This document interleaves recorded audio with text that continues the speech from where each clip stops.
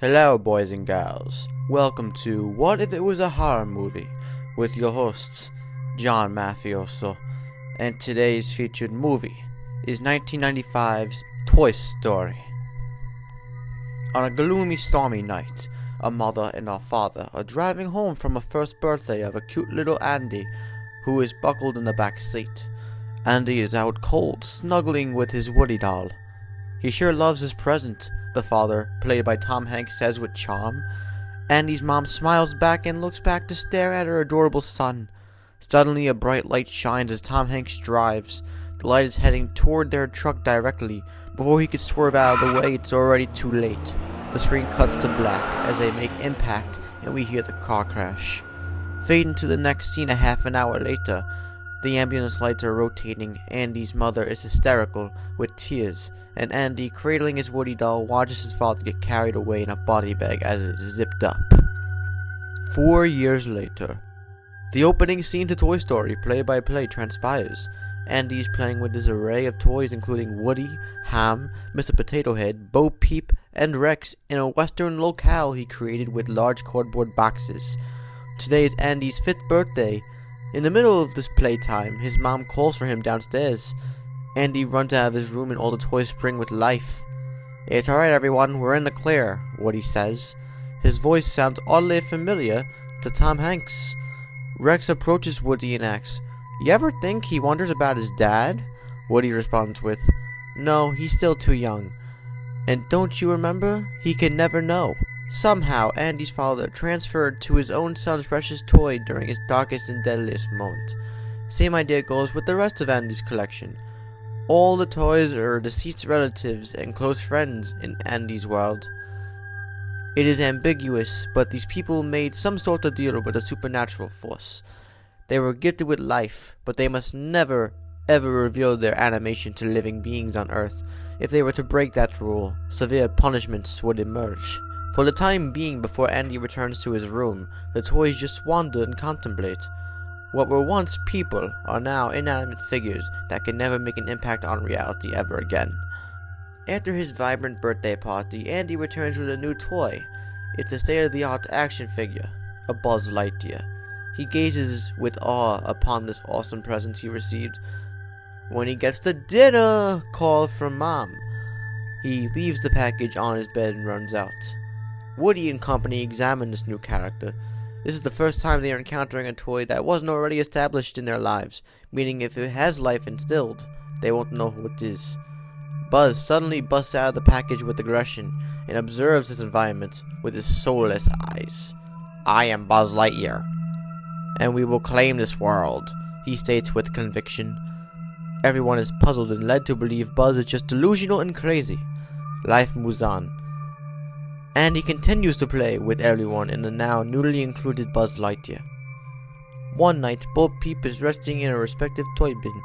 The bin opens and light shines through Bo's eyes as she wakes up. She sees the figure staring at her. This figure suddenly bursts through the bin and attacks Bo. She screams, but no one could hear her cries while the bin is completely closed.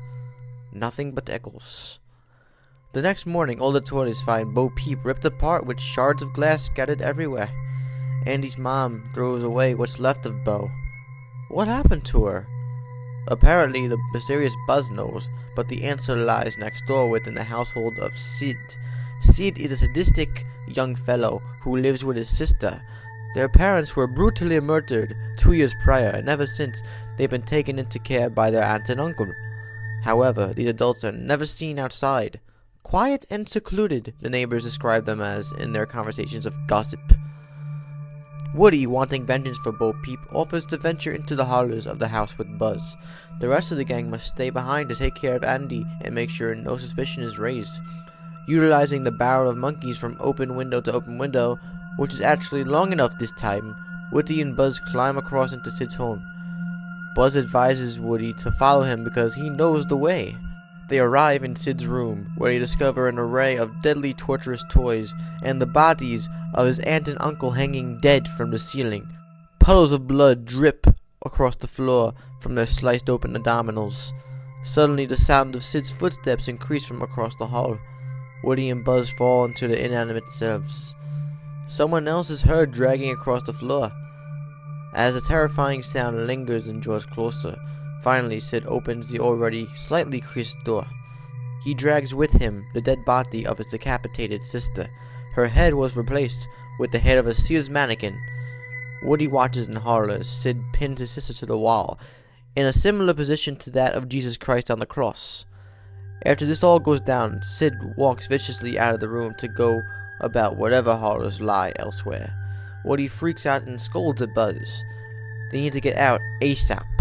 Buzz stares with his soulless eyes at Woody as Woody suddenly falls unconscious. Cut to the next door, where Andy and his mom are coming back from a certainly delightful time at Pizza Planet. Man, that place is awesome. Andy won a few little green men and an alternate version of Buzz Lightyear. As the sun dusks, Andy's mom informs her son that he doesn't have much time to play. "But I want to play with Woody and Buzz!" Succumbing to the adorable puppy dog look in Andy's eyes, Mom allows him to have playtime. Mom goes to take a shower as Andy exudes excitement with his upcoming playtime. He arrives at the room and shuts the door. As he places Buzz number 2 down, Buzz comes to life before Andy's eyes. Andy cannot believe it, but he is in awe. Buzz number 2, showing no emotion, stares into Andy's eyes as its own eyes begin to glow red. Andy starts to shake and tremble as the life is literally sucked out of him. Seconds later, much like how the mummy kills his victims in the 1999 film, Andy becomes a lifeless, decayed corpse. The other toys, shocked and stunned, attempt to gang up on Buzz number 2, but Buzz isn't having that. It is too powerful. It levitates into the air and looks down upon the other weak toys. Its eyes, soulless and still, glow brighter than before. All the toys, before they could even comprehend the situation at hand, are slowly mutilated and torn apart. Telekinesis is at hand. Rex, Ham, Slinky Dog, and everyone within the room scream in pain. 5 seconds later, the screaming turns into the last moments of breath. Andy's room is a mess with limbs and parts scattered. Andy's mom hears the cries and bursts into the room to see her dead son. Buzz number 2 sprouts its wings and flies to infinity and beyond through her neck with bullet speed force.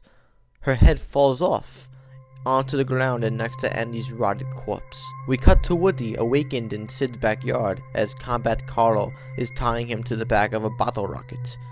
Buzz stands before him. "What is going on?" Woody exclaims.